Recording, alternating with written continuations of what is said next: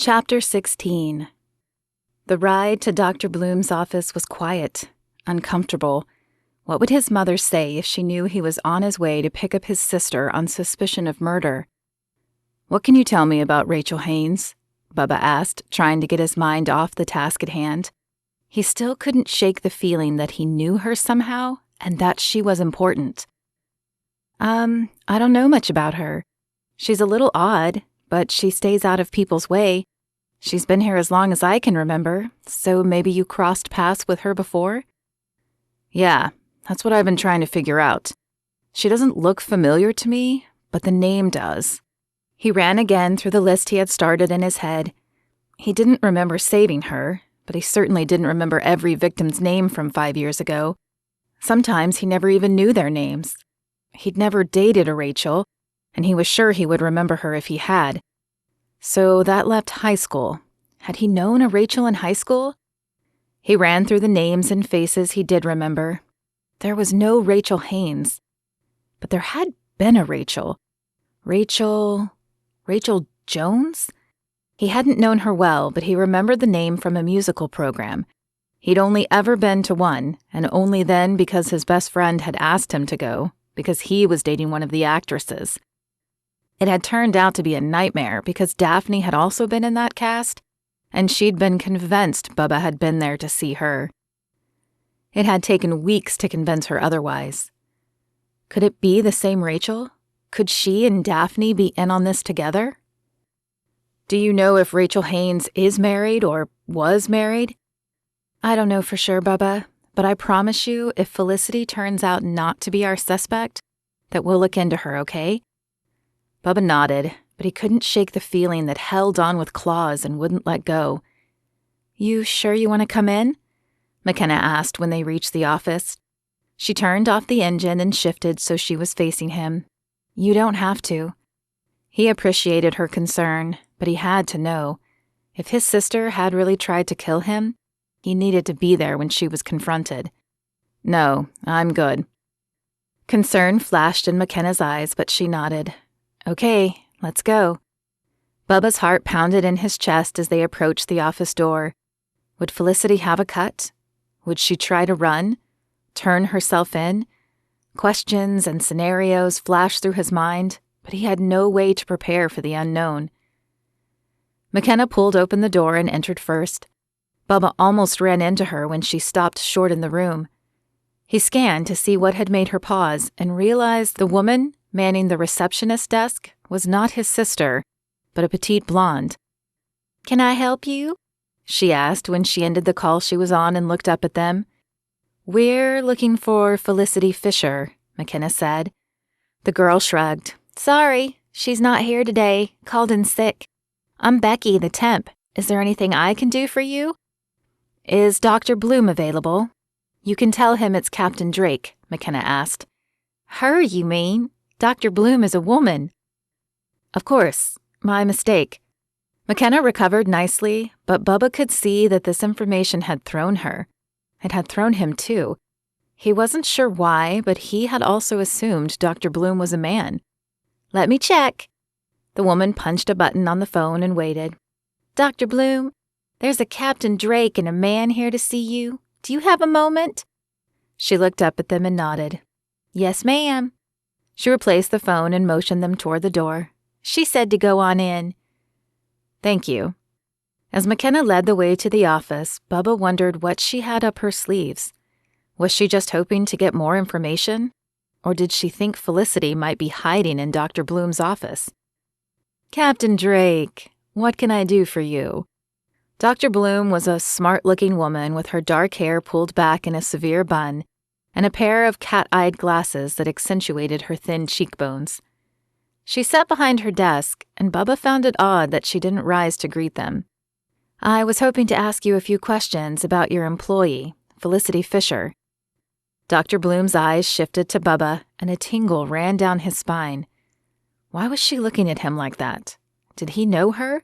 He certainly didn't remember ever meeting her before. "This is my friend and Felicity's brother, Matt Fisher," Makenna said. "Ah, yes, Felicity told me about your faked death. You know, it took quite a toll on her, losing you."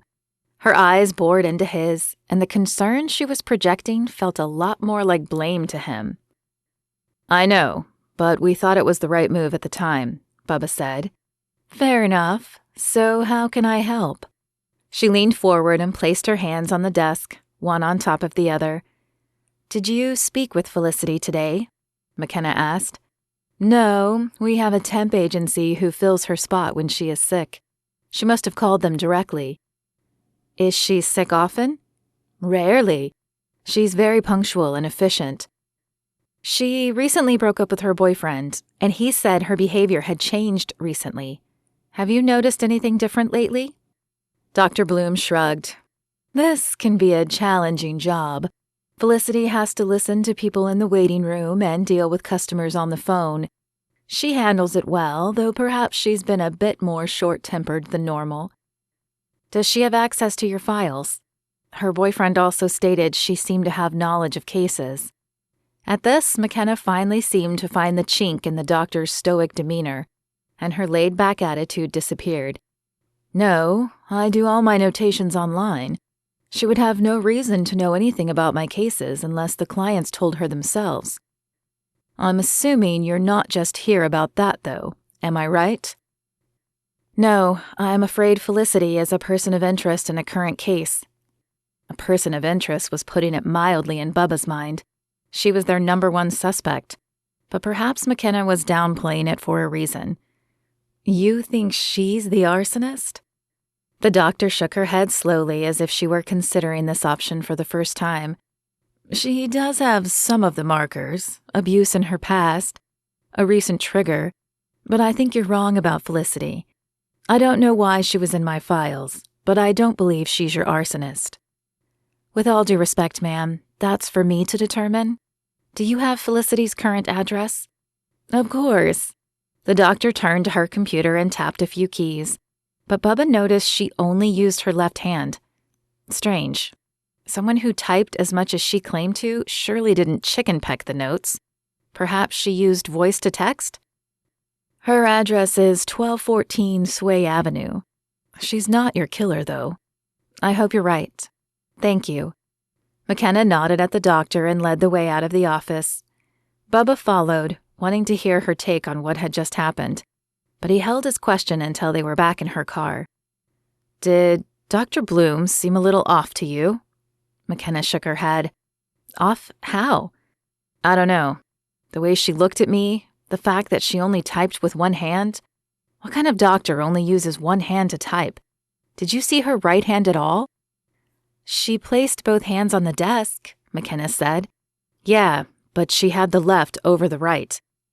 "Bubba, I think you're hoping to find something that proves it's not Felicity, but blaming Dr. Bloom is a bit of a stretch.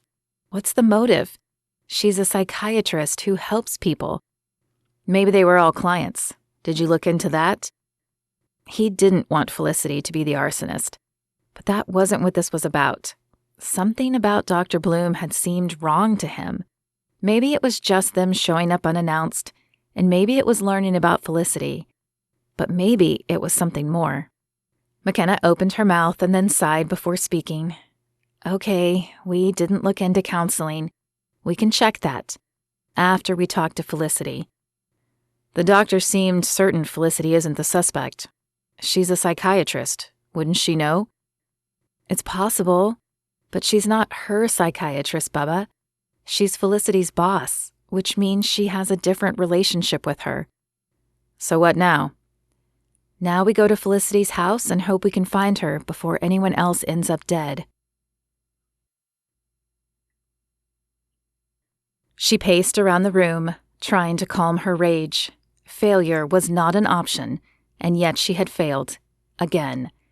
She pulled out the pictures of her victims, landing on Matt Fisher. This was his fault. His appearance in town had thrown her off her game. He was not supposed to have survived.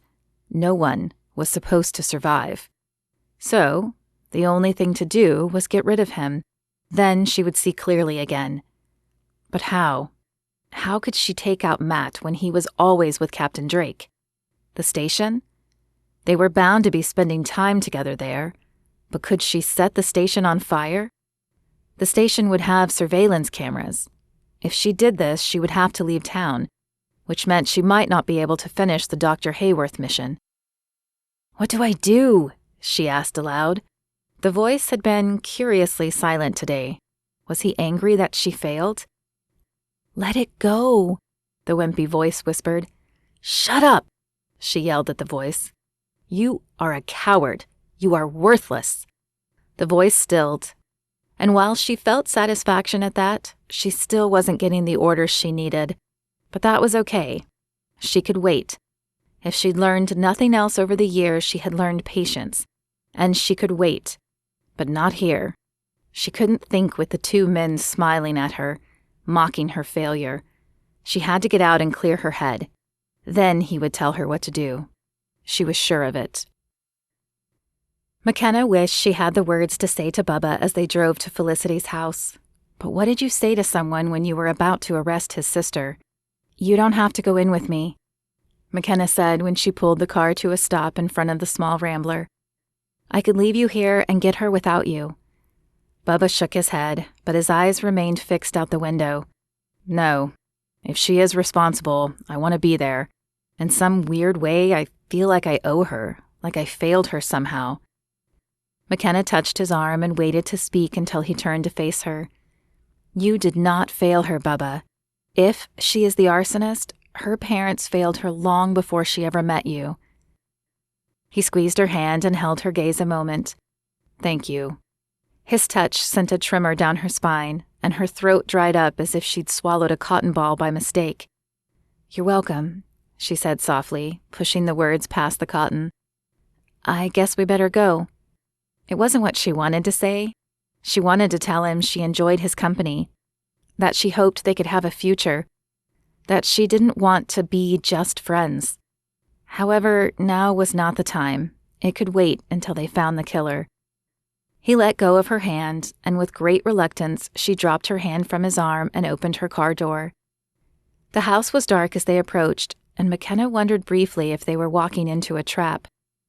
Would Felicity lure them here and then set her own house on fire? Makenna's hand touched the butt of her gun, but it wouldn't be much help against a fire. Her blood pulsed in her ears like a rhythmic beating of a drum, but she forced her breathing to stay even.